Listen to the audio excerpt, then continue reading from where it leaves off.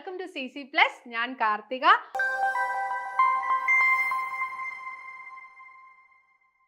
അപ്പോൾ USS exam ഒക്കെ ഇങ്ങ് എത്താറായല്ലേ, എല്ലാവരും പയ്യെ USS LSS എക്സാമിനൊക്കെ വേണ്ടി പ്രിപ്പയർ ചെയ്ത് തുടങ്ങുമായിരിക്കും. അപ്പം നമുക്കറിയാവുന്ന പോലെ തന്നെ ഈ LSSനാണെങ്കിലും USSനാണെങ്കിലും രണ്ടും സ്കോളർഷിപ്പ് എക്സാമുകളാണല്ലേ. നമുക്ക് സ്കൂളിൽ പഠിക്കാനുള്ള സിലബസ്, അതായത് സ്കൂളിലെ ടെക്സ്റ്റ് ബുക്കുകളെ ബേസ് ചെയ്താണ് ചോദ്യം ചോദിക്കുന്നത് എന്ന് എപ്പോഴും പറയാറുണ്ട്. എന്നിരുന്നാലും നിങ്ങൾ മനസ്സിലാക്കി വയ്ക്കുക, സ്കൂളിലെ കണ്ടന്റുകളിൽ നിന്ന് ചോദ്യങ്ങൾ ഉണ്ടാകുമെങ്കിലും ആ ചോദ്യം ചോദിക്കുന്ന രീതി എങ്ങനെയാണെന്നുള്ളത് മനസ്സിലാക്കിയാൽ മാത്രമേ കൃത്യമായിട്ട് നിങ്ങൾക്ക് എന്ത് ചെയ്യാൻ പറ്റും, ആ പാറ്റേണിൽ വേണം നിങ്ങൾ കണ്ടന്റ് പഠിക്കാനായിട്ട്. ഓക്കെ, ആ പാറ്റേണിൽ കണ്ടന്റ് പഠിച്ചു പോയാൽ മാത്രമേ USS സ്കോളർഷിപ്പ് എക്സാം നിങ്ങൾക്ക് ക്ലിയർ ചെയ്യാനായിട്ട് പറ്റുള്ളൂ കേട്ടോ. അപ്പം കൃത്യമായിട്ട് ശ്രദ്ധിക്കുക, സ്കൂളിലേക്കുള്ള കാര്യങ്ങളാണ് പഠിക്കേണ്ടതെന്ന് പറഞ്ഞുകൊണ്ട് അതങ്ങനെ ഈസി ആയിട്ട് കാണാതെ എങ്ങനെയാണ് പരീക്ഷയ്ക്ക് ചോദ്യം വരുന്നതെന്നൊക്കെ മനസ്സിലാക്കണം. ഇനി ഏറ്റവും വലിയൊരു കാര്യം എന്ന് പറയുന്നത്, ഓക്കെ, സ്കൂളിൽ പഠിക്കാനുള്ള അല്ലെങ്കിൽ സ്കൂളിലെ ടെക്സ്റ്റ് ബുക്കിനെ ബേസ് ചെയ്ത് തന്നെയാണല്ലോ ചോദ്യങ്ങൾ ചോദിക്കുന്നത്. അപ്പോൾ അതങ്ങ് ചുമ്മാ പഠിച്ചു പോയാൽ മതിയല്ലോ എന്നൊക്കെ നിങ്ങൾ ഓർക്കും. പക്ഷെ അങ്ങനെയല്ല, ഈ കണ്ടന്റ് കൃത്യമായിട്ട്. പിന്നെ വേറൊരു കാര്യം കൂടെ എന്ന് പറയുന്നത്, സ്കൂളിൽ ഇപ്പൊ കുറേ ദിവസങ്ങൾ മുന്നേ ആയിരിക്കും നിങ്ങളെ എന്ത് ചെയ്യുന്നത്, ഈ പറയുന്ന ഇപ്പോൾ ഒന്നാമത്തെ ചാപ്റ്റർ ഒക്കെ നിങ്ങൾ കുറേ ദിവസം മുന്നേ പഠിപ്പിച്ചതായിരിക്കും. നിങ്ങൾ ഓൾറെഡി ആ കാര്യങ്ങളൊക്കെ മറന്നു പോയിട്ടുണ്ടായിരിക്കും. അപ്പൊ അങ്ങനെയുള്ള കേസിലൊക്കെ CC Plusന് നിങ്ങളെ ഹെൽപ്പ് ചെയ്യാനായിട്ട് പറ്റും. അതായത് നിങ്ങളുടെ ഈ USS പരീക്ഷയെ ബേസ് ചെയ്തിട്ടുള്ള കണ്ടന്റ്, അതായത് സ്കൂളിലെ കണ്ടന്റ് ക്ലാസ്സസ് ഒക്കെ റെക്കോർഡഡ് ആയിട്ട് നമ്മുടെ ആപ്പിൽ അവൈലബിൾ ആണ്. അപ്പോൾ സ്റ്റഡി, അതായത് ഈ പറയുന്ന USSന് വേണ്ടി നിങ്ങൾ പ്രിപ്പയർ ചെയ്യുന്ന ഒരു സ്റ്റഡി പ്ലാൻ ഇട്ട് നിങ്ങൾ പ്രിപ്പയർ ചെയ്യാൻ തുടങ്ങുമ്പോൾ ആ ക്ലാസ് നിങ്ങൾക്ക് വീണ്ടും ഒന്ന് കാണണം, ഓക്കെ, അല്ലെങ്കിൽ എവിടെയെങ്കിലും സംശയം ഉണ്ട് എന്നൊക്കെ തോന്നുവാണെന്നുണ്ടെങ്കിൽ നിങ്ങൾക്ക് നമ്മുടെ ആപ്പ് ത്രൂ കാണാൻ പറ്റുന്നതാണ് കേട്ടോ. അപ്പൊ ഇന്ന് ഇവിടെ മിസ് വന്നിരിക്കുന്നത് ഒരു ചാപ്റ്ററിന്റെ, ഓക്കെ, അതായത് ഒരു ചാപ്റ്റർ കൃത്യമായിട്ട് നമുക്കൊന്ന് ഡിസ്കസ് ചെയ്ത് അതിൽ നിന്ന് USSന് എങ്ങനെയെല്ലാം ക്വസ്റ്റ്യൻസ് ചോദിക്കുമെന്ന് നമുക്കൊന്ന് നോക്കാം. സോ ആദ്യത്തെ ചാപ്റ്റർ ആണ് നമ്മൾ, അതായത് 7ാം ക്ലാസ്സുകാരുടെ ബേസിക് സയൻസിലെ, ഓക്കെ, ആദ്യത്തെ ചാപ്റ്റർ ആണ് നമ്മളൊന്ന് ഡിസ്കസ് ചെയ്യാനായിട്ട് പോകുന്നത്. ഏതായിരുന്നു ആദ്യത്തെ ചാപ്റ്റർ എന്ന് പറയുന്നത്? വിളയിക്കാം നൂറുമേനി അല്ലേ. മലയാളം മീഡിയംകാർക്കാണെങ്കിൽ വിളയിക്കാം നൂറുമേനി എന്നാണ് ചാപ്റ്ററിന്റെ പേര്.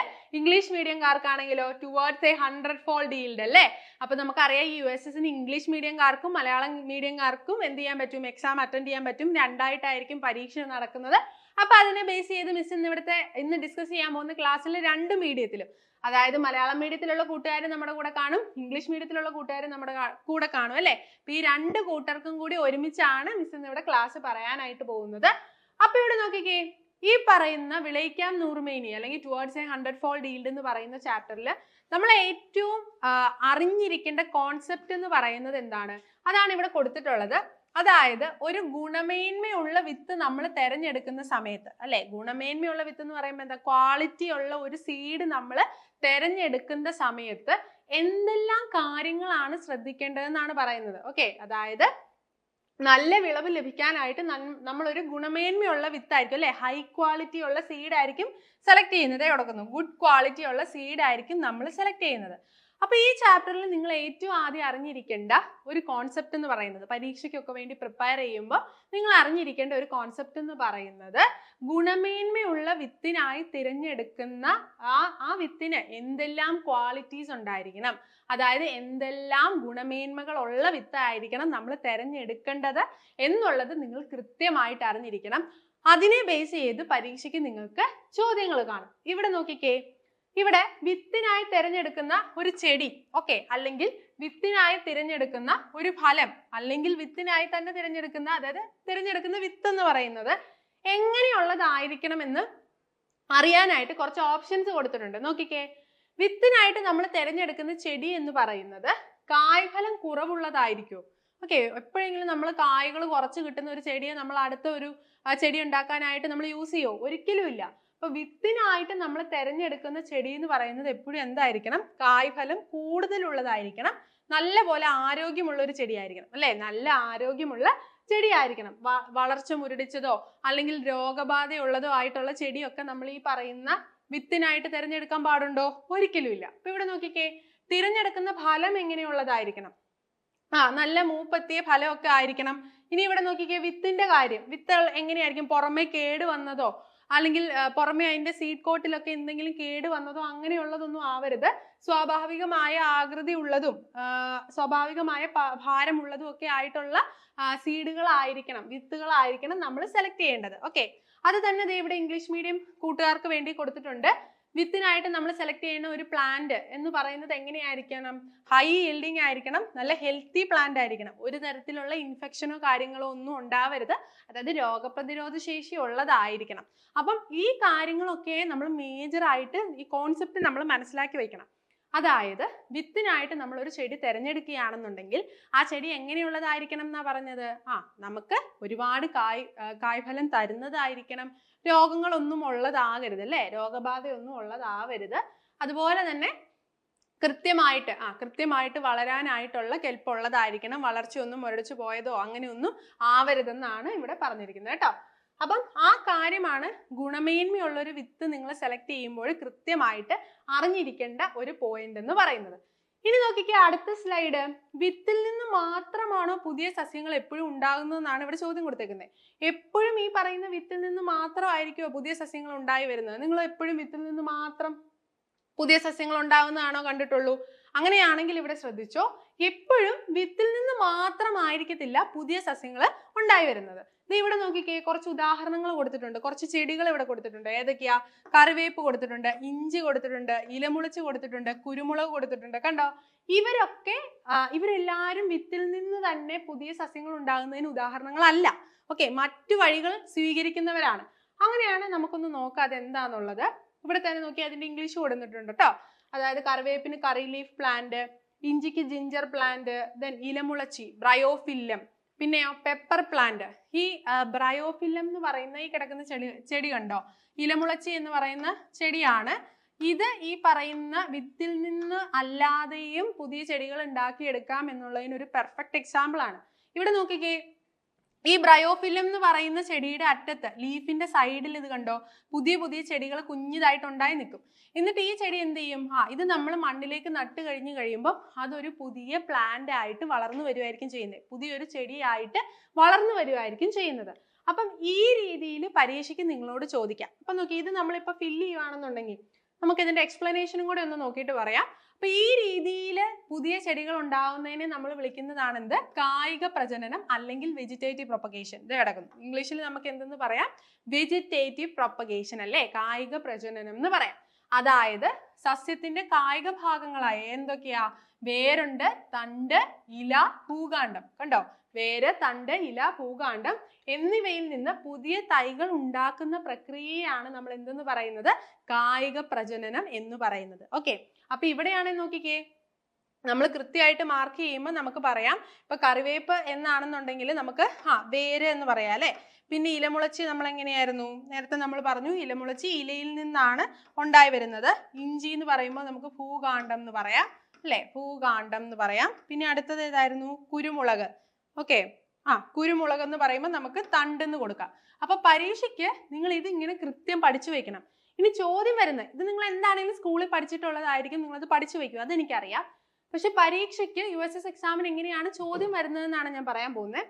ഇതിങ്ങനെ പെയറായിട്ട് കൊടുക്കും. ഓക്കെ, പെയറായിട്ട് കൊടുത്തിട്ട് ഇതിൽ താഴെ കൃത്യമായിട്ടുള്ള അല്ലെങ്കിൽ ചേരാത്ത ജോഡി ഏതാന്നോ ചേരാത്ത പെയർ ഏതാന്നോ ഒക്കെ ചോദിക്കാം.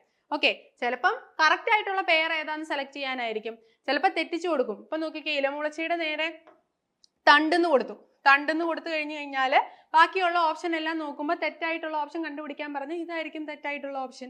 ചിലപ്പം ഇത് കറക്റ്റ് ആയിട്ട് കൊടുത്തിട്ടുണ്ടായിരിക്കും, ബാക്കിയെല്ലാം തെറ്റിച്ചു കൊടുത്തിട്ടുണ്ടായിരിക്കും. ശരിയായിട്ടുള്ളത് കണ്ടുപിടിക്കാൻ പറഞ്ഞാൽ ഇലമുളച്ചി ഇല എന്നുള്ളതാണ് കൃത്യമായിട്ടുള്ള കറക്റ്റ് ആയിട്ടുള്ള പെയർ എന്ന് പറയുന്നത്. അപ്പൊ ആ രീതിയിൽ ഇതുപോലെ പെയർ ചെയ്തിട്ട് ഓക്കെ, ഓരോ ഓപ്ഷൻസ് എക്സാമ്പിൾസ് കൃത്യമായിട്ട് പെയർ ചെയ്തിട്ട് എന്ത് ചെയ്യും? നിങ്ങളോട് ആൻസർ കണ്ടുപിടിക്കാനായിട്ട് മാർക്ക് ചെയ്യാനായിട്ട് പറയും. ഈ രീതിയിലായിരിക്കും എന്ത് ചെയ്യുന്നത്?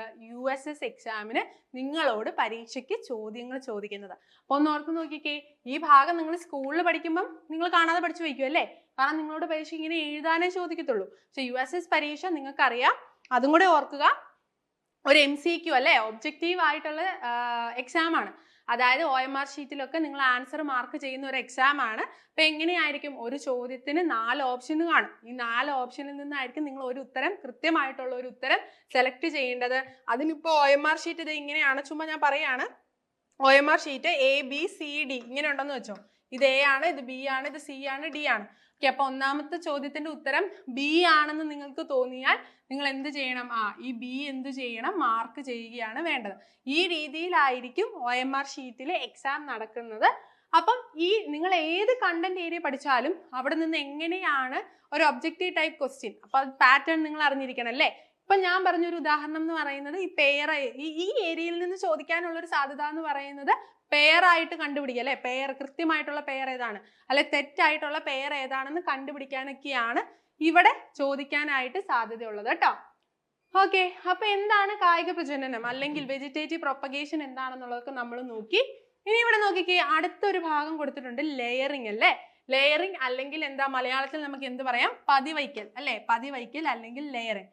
ഇതിപ്പം പറയുകയാണെങ്കിൽ കൃഷിയുമായിട്ട് ബന്ധപ്പെട്ട് നിൽക്കുന്നത്, ഇപ്പൊ വീട്ടിലൊക്കെ എന്തെങ്കിലും ഫാമോ അങ്ങനെ എന്തെങ്കിലുമൊക്കെ നടത്തുന്നവരൊക്കെ ഉണ്ടെന്നുണ്ടെങ്കിൽ അവർക്കറിയാം.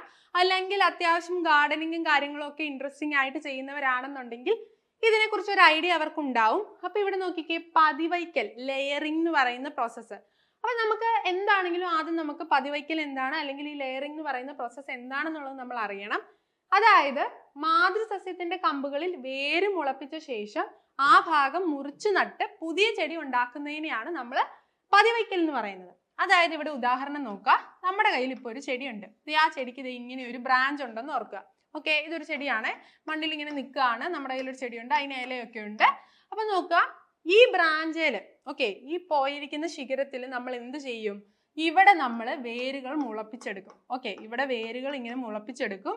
എന്നിട്ട് ഈ വേര് മുളച്ച അത്രയും ഭാഗം ഉണ്ടല്ലോ, ഇത്രയും ഭാഗം മുറിച്ച് നമ്മൾ എന്ത് ചെയ്യും? വീണ്ടും മണ്ണിലോട്ട് നടും. പുതിയതായിട്ട് ആ വേര് വന്ന ഭാഗം നമ്മൾ മണ്ണിലോട്ട് നടും.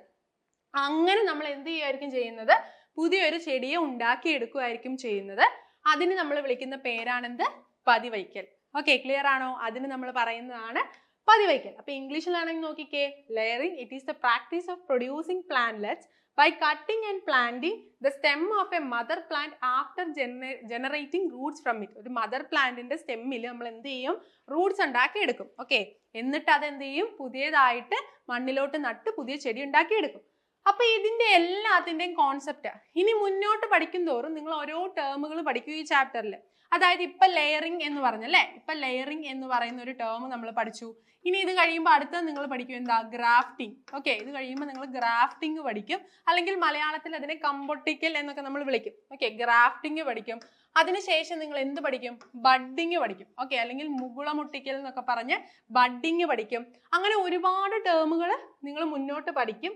ഈ ഓരോ ടേമുകളിലും എന്താണ് സംഭവിക്കുന്നത് അല്ലെ, ആ പ്രോസസ്സ് എന്താണെന്നുള്ളത് നിങ്ങൾ കൃത്യമായിട്ട് മനസ്സിലാക്കി വയ്ക്കണം. കാരണം പരീക്ഷയ്ക്ക് നിങ്ങളോട് ഈ ഭാഗത്ത് നിന്ന് ചോദിക്കുന്ന ചോദ്യം എങ്ങനെയായിരിക്കുമെന്നറിയോ? അതായത് ഇപ്പൊ ഒരു കുട്ടി അവന്റെ സ്കൂളിന്റെ പരിസരത്ത് നിന്നൊക്കെ ഒരു ചെടി എടുത്തോണ്ട് വന്നു, എന്നിട്ട് അത് പതിവയ്ക്കലിലൂടെ പുതിയൊരു ചെടി ഉണ്ടാക്കിയെടുത്തു, അല്ലെ കമ്പൊട്ടിക്കലിലൂടെ പുതിയൊരു ചെടി ഉണ്ടാക്കിയെടുത്തു. എന്നിട്ട് താഴെ 4 സ്റ്റേറ്റ്മെന്റുകൾ കൊടുത്തിട്ടുണ്ടായിരിക്കും. സ്റ്റേറ്റ്മെന്റുകൾ ഓരോ സെന്റൻസ് കൊടുത്തിട്ടുണ്ടായിരിക്കും. അപ്പൊ അതിൽ ഏതാണ് കറക്റ്റ് എന്ന് അറിയണമെന്നുണ്ടെങ്കിൽ ഈ കോൺസെപ്റ്റ് കൃത്യമായിട്ട് നിങ്ങൾക്ക് അറിഞ്ഞിരിക്കണം. പതിവയ്ക്കലിൽ എന്താണ് സംഭവിക്കുന്നത് എന്ന് നിങ്ങൾ അറിഞ്ഞാൽ മാത്രമേ ആ താഴെ കൊടുത്തിട്ടുള്ള 4 സ്റ്റേറ്റ്മെന്റുകളിൽ നിന്ന് നിങ്ങൾക്ക് കൃത്യമായിട്ടുള്ള ഉത്തരം കണ്ടെത്താനായിട്ട് സാധിക്കുള്ളൂ. മനസ്സിലായോ എങ്ങനെയാണ് ചോദ്യം ചോദിക്കുന്നതെന്ന്? അതുകൊണ്ടാണ് പറഞ്ഞത് സ്കൂളിലേക്ക് പഠിക്കേണ്ട ഒരു രീതിയിലല്ല കണ്ടന്റിനെ നമ്മളൊരു USS എക്സാമിന് വേണ്ടി പ്രിപ്പയർ ചെയ്യുന്ന സമയത്ത് പഠിക്കേണ്ടത്. ഇനി നോക്കിക്കേ, ഈ പറയുന്ന പതിവയ്ക്കലിന്റെ സ്റ്റെപ്പുകൾ ഇവിടെ കൊടുത്തിട്ടുണ്ട്. എന്തൊക്കെയാണ് പതിവയ്ക്കലിന്റെ സ്റ്റെപ്പുകൾ അല്ലെങ്കിൽ ഘട്ടങ്ങൾ എന്ന് നമുക്ക് നോക്കാം. സ്റ്റേജസ് ഓഫ് ലെയറിംഗ് എന്ന് പറയുന്നത് ഇവിടെ നോക്കിക്കേ. ആദ്യത്തെ ഘട്ടത്തിൽ എന്താ ചെയ്യുന്നേ? നമ്മുടെ ഈ മാതൃസസ്യത്തിൽ ഒരു കമ്പിൽ നമ്മൾ എന്ത് ചെയ്യും? ചെറിയൊരു ഇൻസിഷൻ അല്ലെ, ചെറിയൊരു കട്ട് ഉണ്ടാക്കും. എന്നിട്ട് എന്ത് ചെയ്യും നോക്കിക്കേ, ഈ പറയുന്ന ചകിരിച്ചോറോ മണ്ണോ ചാണകപ്പൊടിയോ ഒക്കെ എല്ലാം കൂടെ കൊണ്ടുവന്ന മിശ്രിതം ഇവിടെ വച്ചിട്ട് നമ്മൾ ഒരു പോളിത്തീൻ ഷീറ്റ് വെച്ചിട്ട് ഇതിനെ കവർ ചെയ്ത് വെക്കും. ഇവിടെ നോക്കാം, അടുത്ത സ്ലൈഡിൽ നമുക്ക് ഇംഗ്ലീഷ് മീഡിയംകാർക്ക് വേണ്ടി കൊടുത്തിട്ടുണ്ട്. അതായത് ഇതുപോലെ മദർ പ്ലാന്റിൽ ഒരു പെൻസിൽ സൈസ്ഡ് ആയിട്ടുള്ള ഒരു പോർഷൻ നമ്മൾ എന്ത് ചെയ്യുന്നു? കട്ട് ഉണ്ടാക്കി എടുത്തിട്ട് അവിടെ നമ്മൾ കൊക്കോപീറ്റും സോയിലും, കൊക്കോപീറ്റ് എന്ന് പറയുന്നത് ചകിരിച്ചോറാട്ടോ, കൊക്കോപീറ്റും സോയിലും കൗഡങ്ങും എല്ലാം കൂടെ മിക്സ് ചെയ്തിട്ട് നമ്മൾ എന്ത് ചെയ്യും? ഒരു പോളിത്തീൻ ബാഗ് വെച്ചിട്ട് കവർ ചെയ്യും. We will cover it with polythene bag. ഒരു പോളിത്തീൻ ബാഗ് വെച്ചിട്ട് കവർ ചെയ്യും. കുറച്ച് ദിവസം കഴിഞ്ഞ് കഴിയുമ്പോഴേക്കും ഈ പിക്ചറിൽ നിങ്ങൾക്ക് ക്ലിയർ ആണോ എന്ന് അറിയില്ല, പക്ഷെ നിങ്ങൾ ടെക്സ്റ്റ് ബുക്കിൽ എടുത്ത് നോക്കിയാൽ നിങ്ങൾക്ക് കൃത്യമായിട്ട് അറിയാൻ പറ്റും. എവിടെയാണോ നമ്മൾ ആ പോളിത്തീൻ ബാഗ് വെച്ച് കവർ ചെയ്തിരുന്നത് ആ ഏരിയയിൽ കണ്ടോ റൂട്ടുകൾ വന്നേക്കുന്നത്, നിറയെ റൂട്ടുകൾ വരും. ഓക്കെ, ആ ഭാഗം നമ്മൾ ഇത് ഇവിടുന്ന് അങ്ങ് മുറിക്കും. ഇവിടുന്ന് അങ്ങ് മുറിച്ചിട്ട് അതെന്ത് ചെയ്യും, പുതിയതായിട്ട് മണ്ണിലേക്ക് നട്ടുവയ്ക്കുകയായിരിക്കും ചെയ്യുന്നത്. അപ്പൊ ഈ രീതിയിലായിരിക്കും എന്ത് ചെയ്യുക, ലെയറിംഗ് എന്ന് പറയുന്ന പ്രോസസ്സ് നടത്തുന്നത്. അപ്പൊ ലെയറിംഗ് എന്ന് പറയുന്ന പ്രോസസ്സ് കൃത്യമായിട്ട് അതിന്റെ സ്റ്റേജസ് നിങ്ങൾ മനസ്സിലാക്കി വെക്കണം. എന്തുകൊണ്ടാണെന്ന് ഞാൻ പറഞ്ഞു, പരീക്ഷയ്ക്ക് ചോദ്യം വരുന്നത് ഇതിങ്ങനെ നീട്ടിപ്പിടിച്ച് എഴുതാനൊന്നും ആയിരിക്കില്ല, MCQ ടൈപ്പ് ചോദ്യമായിരിക്കും. ഇപ്പൊ ചോദ്യത്തിൽ പറഞ്ഞിട്ടുണ്ടായിരിക്കും ചിലപ്പോൾ ലെയറിംഗ് എന്നോ ഗ്രാഫ്റ്റിംഗ് എന്നോ കമ്പോട്ടിക്കലെന്നോ അല്ലെങ്കിൽ ഈ പറയുന്ന പതിവയ്ക്കലെന്നോ ഒക്കെ കൊടുത്തിട്ടുണ്ടായിരിക്കും. അപ്പൊ അതിൽ എന്താ നടക്കുന്നതെന്ന് നിങ്ങൾ കൃത്യമായിട്ട് അറിഞ്ഞിരിക്കണം. കാരണം ആ താഴെ കൊടുത്തിരിക്കുന്ന 4 സ്റ്റേറ്റ്മെന്റുകളിൽ നിന്ന് ലെയറിങ്ങുമായിട്ട് യോജിക്കുന്നത് ഏതാണ് അല്ലെങ്കിൽ ലെയറിങ്ങുമായിട്ട് യോജിക്കാത്തത് ഏതാണെന്നൊക്കെ ആയിരിക്കും ചോദ്യം വരുന്നത്. അപ്പൊ ആ രീതിയിൽ വേണം നിങ്ങൾ USS എക്സാമിന് വേണ്ടി ഓരോ കണ്ടന്റ് ഏരിയയും പഠിക്കാനായിട്ട്. ഇനി നോക്കിക്കേ, അടുത്തത് ഈ പറയുന്ന പതിവയ്ക്കൽ എന്ന് പറയുന്ന അല്ലെങ്കിൽ ലെയറിംഗ് എന്ന് പറയുന്ന പ്രോസസ്സ് പല വിധത്തിൽ നടക്കും. ഓക്കെ, എയർ ലെയറിംഗ് അത് വേറെ ഒന്നുമില്ല, ഇപ്പൊ നമ്മൾ പറഞ്ഞത് തന്നെ. കാരണം അത് എയറിൽ വെച്ച് തന്നെയല്ലേ നമ്മൾ ആ പോളിത്തീൻ ബാഗ് വെച്ച് കവർ ചെയ്തതൊക്കെ, അല്ലാതെ മണ്ണിലേക്ക് വെച്ചൊന്നും ഇല്ലല്ലോ. അപ്പൊ അതുകൊണ്ട് അതിനെ നമ്മൾ വിളിക്കുന്നതാണ് എയർ ലെയറിംഗ്. ഇനി അടുത്തത് നോക്കിക്കേ, സെർപെന്റൈൻ ലെയറിംഗ്. എന്താ ഈ സെർപെന്റൈൻ ലെയറിംഗ്? സെർപെന്റൈൻ ലെയറിന്റെ മലയാളം ഇവിടെ കൊടുത്തിട്ടുണ്ട്, നാഗപതിവയ്ക്കൽ. ഈ സെർപെന്റൈൻ എന്ന് പറയുന്ന വാക്ക് ഈ something related to snake. Okay, serpentine എന്ന് പറയുന്ന വാക്ക് എന്ന് പറഞ്ഞു കഴിഞ്ഞാൽ ഇറ്റ്സ് റിലേറ്റഡ് ടു സ്നേക്ക് എന്നാണ് ആ വാക്കിന്റെ അർത്ഥം എന്ന് പറയുന്നത്. ഓക്കെ, സെർപെന്റൈൻ സ്നേക്ക് എന്ന് ഓർത്ത് വയ്ക്കുക. അപ്പം ഈ നാഗപതിവയ്ക്കലിൽ എന്താ സംഭവിക്കുന്നത് ചോദിച്ചു കഴിഞ്ഞാൽ, ഇപ്പം നമ്മുടെ ഇവിടെ ഒരു കയ്യിലൊരു ചെടി ഉണ്ടെന്ന് വെച്ചോ. ഈ ചെടി ദേ ഇങ്ങനെ വളർന്ന് വളർന്ന് പോവാണ്. കുറച്ച് ദിവസം കഴിഞ്ഞിട്ട് ഈ ചെടി ദേ ഇങ്ങനെ ബെൻഡ് ചെയ്ത് മണ്ണിലോട്ട് വന്നു. ഓക്കെ, ബെൻഡ് ചെയ്ത് മണ്ണിലോട്ട് വന്നു.